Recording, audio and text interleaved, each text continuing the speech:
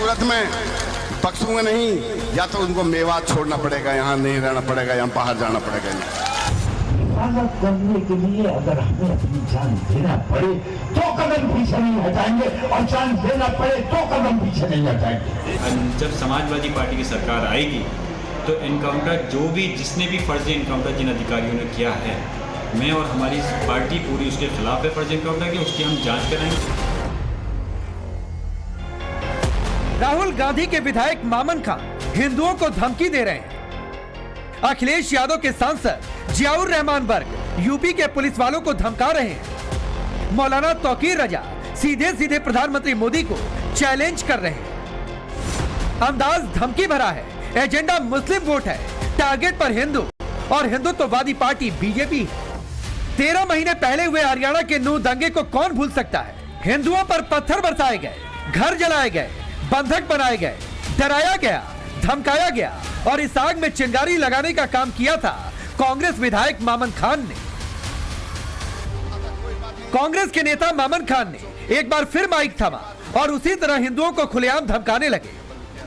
नूह के मुसलमानों के जहन में दंगों का सीन रिक्रिएट कराने लगे। दर्द सबको है, पता सबको है, और वक्त आएगा, सरकार बनेगी इंशाअल्लाह। जिन जालिमों ने हमारे बच्चों के साथ अन्याय किया है, मुझे एक एक की पता है, एक एक को जानता हूं, जिन्होंने लिस्ट दी है, किसी भी सूरत में बख्शूंगा नहीं, या तो उनको मेवात छोड़ना पड़ेगा, यहाँ नहीं रहना पड़ेगा, यहाँ बाहर जाना पड़ेगा।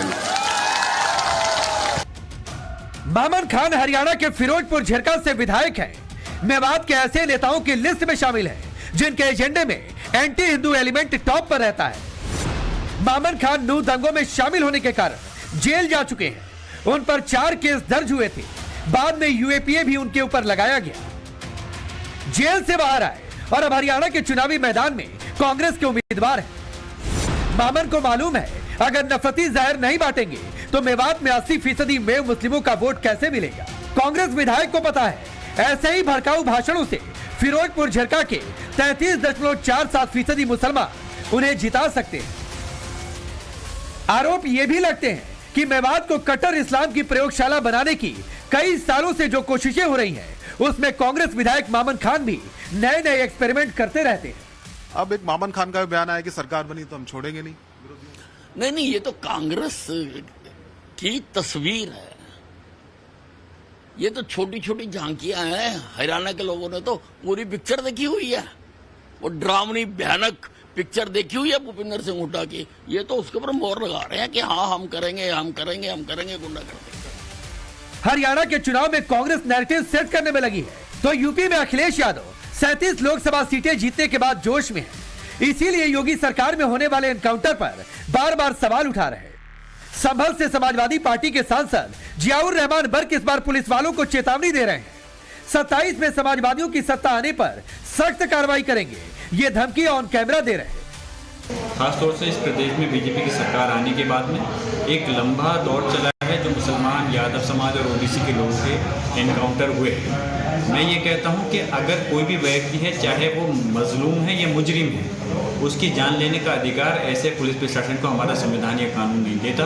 जब समाजवादी पार्टी की सरकार आएगी तो एनकाउंटर जिसने भी फर्जी एनकाउंटर जिन अधिकारियों ने किया है, मैं और हमारी पार्टी पूरी उसके खिलाफ है फर्जी एनकाउंटर की, उसकी हम जांच कराएंगे और जांच करा करके जो भी इसमें अधिकारी संलिप्त होंगे उनके खिलाफ सख्त से सख्त कार्रवाई कराने का काम किया जाएगा।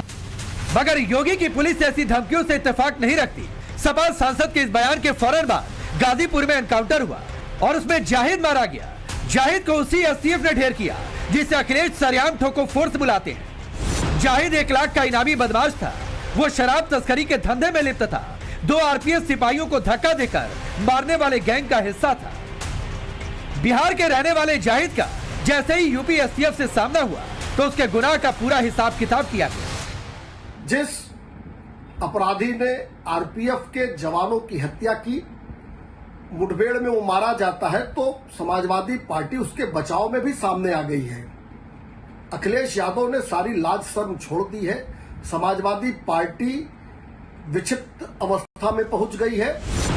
यूपी में बीते 48 घंटों में यह छठा एनकाउंटर है जिसमें मुसलमान आरोपी भी मारा गया और ठाकुर भी ढेर किया गया। यादव सरनेम वाला हिस्ट्री शीटर भी मारा गया। अखिलेश एनकाउंटर में जाति वाला नैरेटिव खोज रहे हैं, जबकि योगी उसे ध्वस्त कर रहे हैं। इसीलिए वो बार बार कह रहे हैं बटेंगे तो कटेंगे। बहन और भाइयों, एक प्रश्न मैं केवल आपसे पूछूंगा यही, आखिर अयोध्या में 500 वर्षों तक क्यों हमें इंतजार करना पड़ा था? क्यों ऐसी स्थिति पैदा हुई थी? क्यों प्रभु राम लला के भव्य मंदिर को तोड़ करके आक्रांताओं ने एक गुलामी का ढांचा खड़ा कर दिया था? कारण एक ही है और निवारण भी एक ही है। बंटे थे इसलिए कटे थे। और मैं फिर आपसे कहूंगा, बंटिए मत, एकजुट होकर के विकास और सुरक्षा के इस माहौल में आगे बढ़िए। ये डबल इंजन की सरकार आपके सुख दुख में हमेशा आपके साथ खड़ी होकर के आपके वर्तमान को भी सुधारेगी और भविष्य को भी उज्जवल बनाने के लिए पूरी प्रतिबद्धता के साथ कार्य करेगी। धमकी बरेली वाली मौलाना की भी आई है, लेकिन इस बार टारगेट पर सीएम योगी नहीं बल्कि सीधे प्रधानमंत्री मोदी हैं। मौलाना तौकीर रजा यूपी से बाहर निकलकर महाराष्ट्र के औरंगाबाद पहुंचे तो मुसलमानों को भड़काने लगे। हमारे सब्र का इम्तिहान लिया जा रहा है। अगर ये पैमाना छलक गया तो नतीजे बहुत खराब हो सकते हैं और उसके लिए जिम्मेदार हम नहीं है, क्योंकि हम बर्दाश्त कर रहे हैं, हम पर समझाए जा रहे हैं। बहन बेटियों के साथ जुल्म हो रहा है, लिंचिंग की जा रही है, हम कभी कोई रिएक्शन नहीं देते। क्या हम जवाब नहीं दे सकते? मैं कहता हूं 1000 आदमी भी अगर आपको घेर लेते हैं, उनमें से एक को तो पकड़ सकते हो। सरेंडर नहीं करना है। अगर तुम पर हमला कोई करने आए तो सबको कुछ ना कर सको, एक को पकड़ लो, सब तुम्हें मारते रहे, तुम उस एक को तब तक मारो जब तक वो मर न जाए।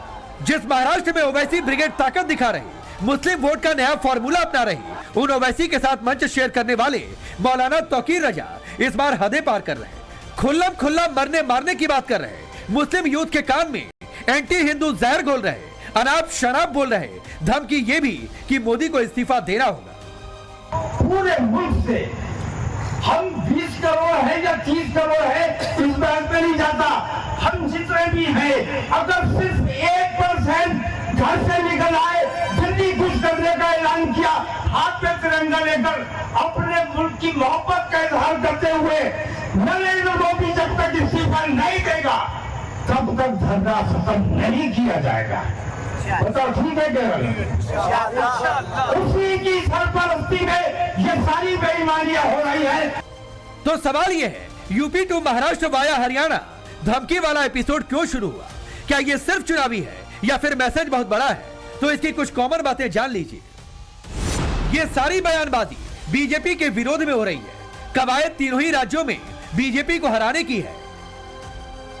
मुसलमान के वोटों की ठेकेदारी का दम भरने वाले इन नेताओं के शब्द बहुत हद तक जाकिर नाइक से मेल खाते हैं, जो कहता है मोदी जब सत्ता से जाएंगे तभी वो भारत जाएगा।